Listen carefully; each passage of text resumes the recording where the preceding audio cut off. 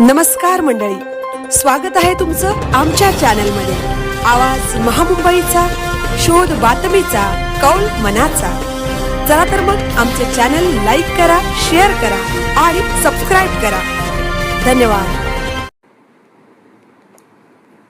चिपळुणात पुन्हा आढळलं दुर्मिळ पांढरं मुंगूस, निसर्गाचा अद्भुत चमत्कार। रत्नागिरी जिल्ह्यातील चिपळूण परिसरात पुन्हा एकदा दुर्मिळ पांढऱ्या रंगाचे मुंगूस आढळून आले आहे।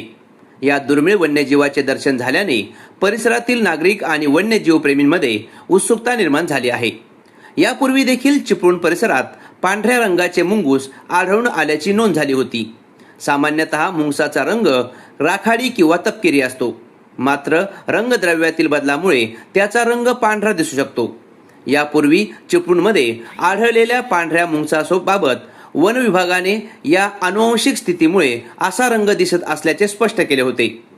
विशेष म्हणजे परिसरात एकाच वेळी मुंगसाच्या कळपाचे दर्शन होत असल्याने निसर्गप्रेमींमध्ये अधिकच कुतूहल निर्माण झाले आहे।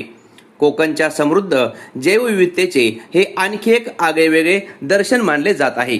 पांढऱ्या मुंगसाचे दर्शन दुर्मिळ असल्याने त्याला त्रास न देता सुरक्षित अंतरावरून निरीक्षण करावे, तसेच त्याचा पाठलाग किंवा पकडण्याचा प्रयत्न करू नये असे आवाहन वन्यजीव प्रेमींकडून करण्यात येत आहे। आवाज महामुंबईचा चॅनलसाठी देवेंद्र जाधव, खेड।